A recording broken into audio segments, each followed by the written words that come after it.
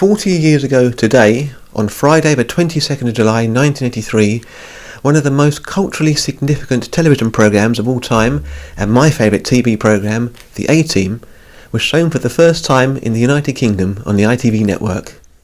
As the country no doubt prepares for a day of national celebrations to mark that historic broadcast, and as real life has once again prevented me from getting the first chapter of my much worked on A-Team documentary series online, instead we get a terrible video of me talking to camera in a badly mic'd, badly lit room as I give a load of absolutely useless A-Team facts.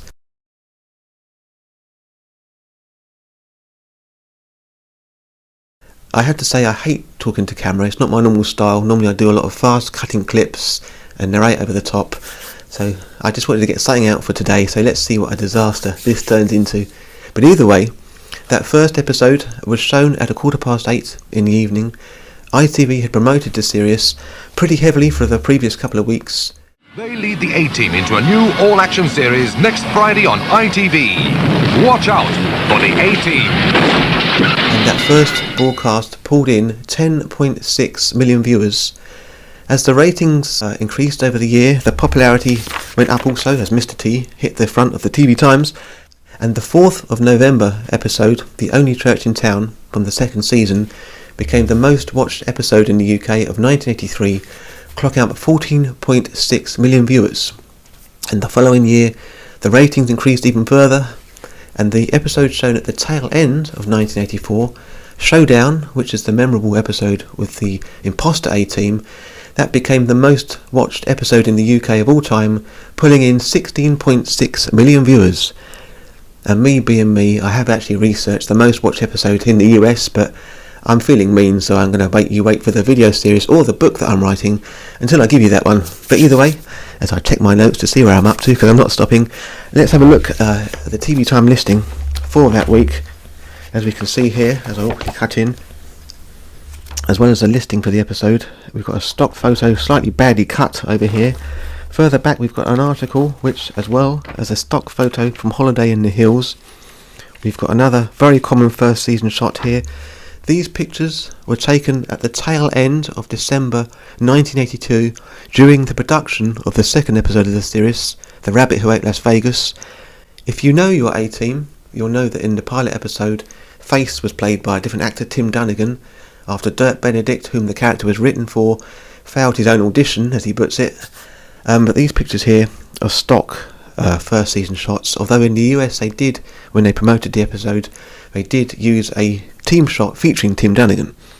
The following week on ITV you could have either seen Pros and Cons at 9 p.m.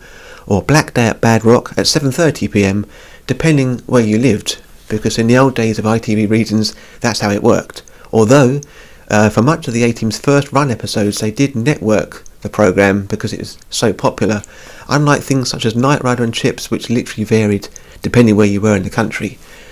The pilot itself, I've already posted some blog notes on it, and I shall do some more in the video, but it was filmed in November 1982. It had been shown for the first time on NBC on January the 23rd, 1983, and by the time the series hit the UK screens, production on the first season had already finished in the States.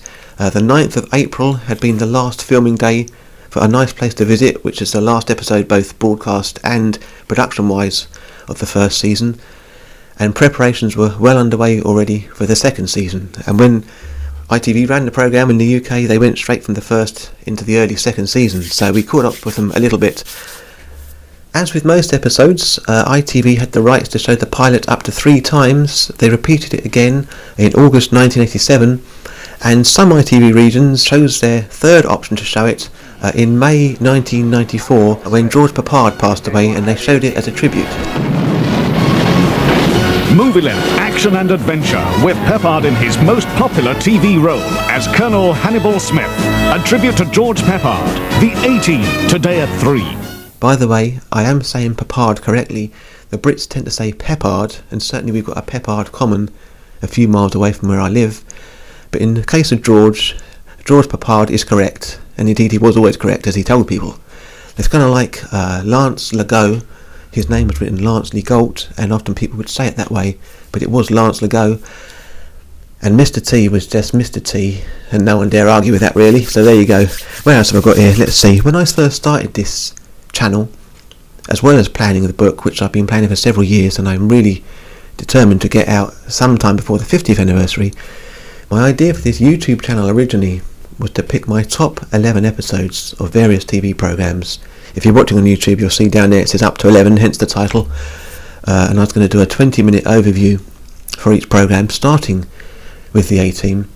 But as I started to gather my notes and various things I've gathered for decades, literally back to writing down in pencil as a child, and scripts and production sheets and all sorts I've got over the years, I realised just how much I've gathered on the series, and most of that isn't recorded online as far as I know.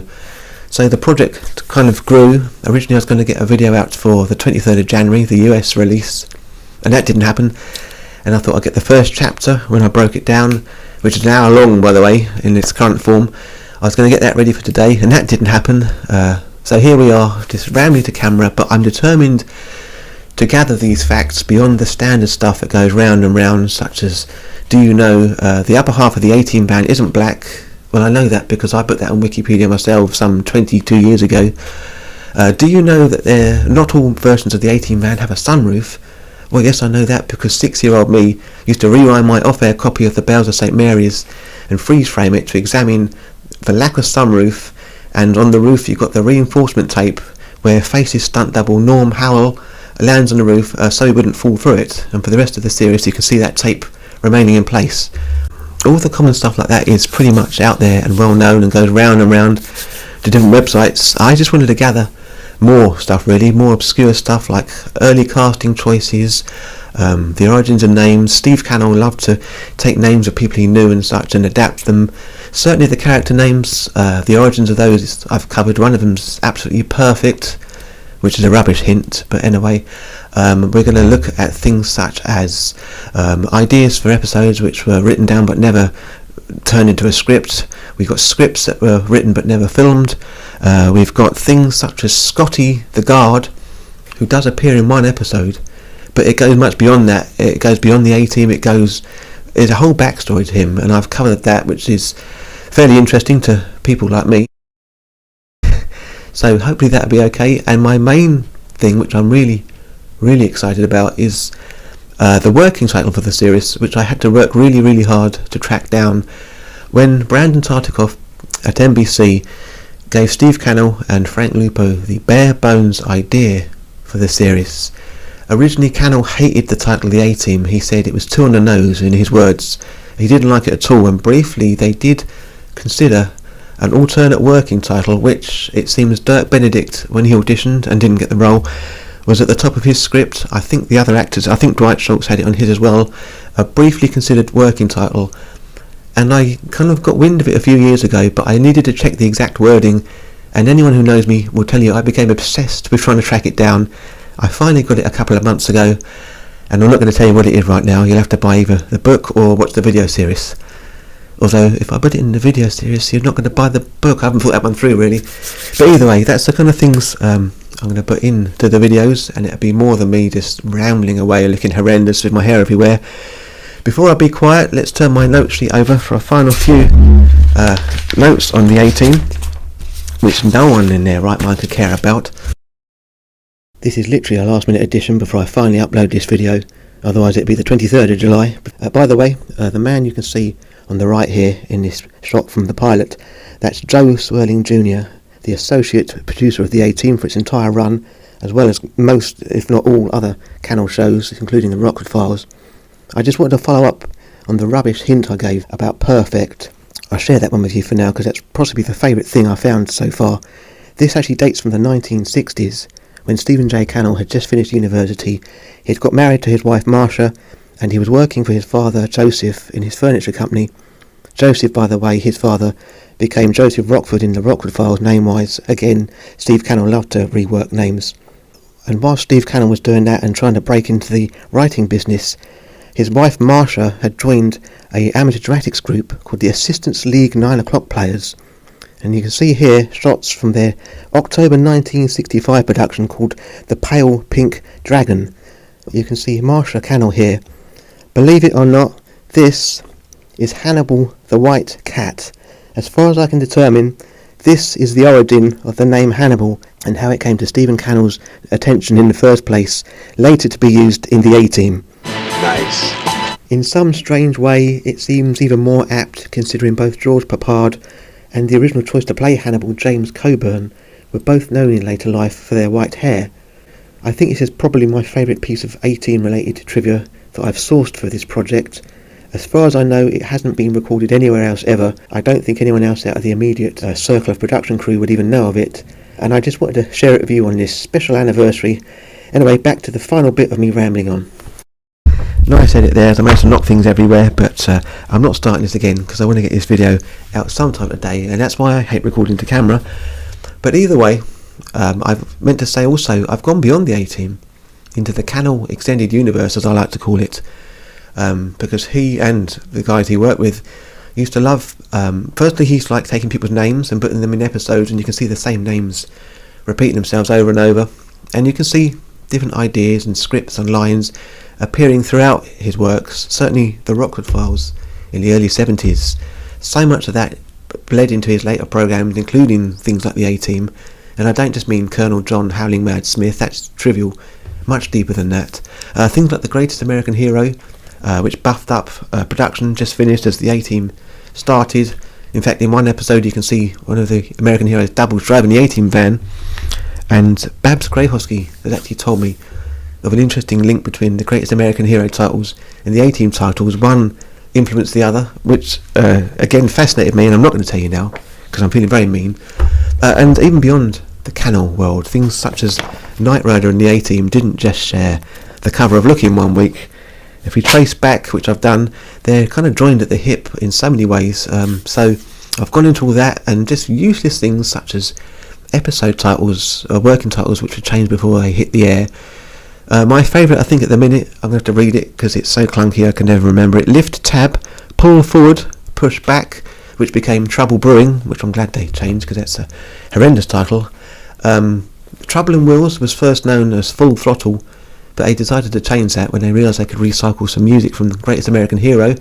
I've got a whole list of those and completely useless things which I shall bore you with hopefully in weeks coming up very soon. Either way, before I finally shut up rambling at a rate of knots, some final UK broadcast notes as I check where I am on my notes. Episode order in the UK, as with most imported stuff in those days, completely different order. Some of it was fairly close and other times it was really jumbled, but they did stick to episodes from the same season at least, with two exceptions, the first of which was Moving Targets, which has got postponed from its original slot and was eventually shown with the early 4th season episodes. And by the way, working title of that episode, Moving Targets, was originally known as Prey, and that's prey like hunting something, not prey as in God's sake get this video over with. And the other one was Judgment Day, which is the 4th season feature length episode, but as it was a double length one, they saved it for Christmas one year in amongst the 5th season episodes. And the final first run broadcast of the A-Team, which by the way, I think I said they had the rights to show up to 3 times. The final first run episode was in 19th of December 1987 with the Crystal Skull, which ITV had kept postponing for some reason. It's an episode, I was looking for my tape to hold up like it makes any difference. The first and repeat airings of that episode were really hacked down because ITV for some reason didn't like its content, and they showed The Grey Team, which is the final proper episode, a few weeks earlier, and the sort of missing episode, Without Reservations, which didn't air in the States till May 87, I think, didn't reach the UK until the 3rd run of episodes in the early 1990s, and not all areas got that, which is trivial now because we're going back 40 years. Either way, I'm going to shut up now because I've made a fool of myself enough. To mark this anniversary of the pilot, let's treat ourselves to something you won't see in any digital release nowadays or any broadcast because it's chopped out for copyright strike. I'm going to chance a small clip of it and probably get a copyright strike myself. This is Murdoch singing the Rolling Stones from the pilot episode of the A-Team.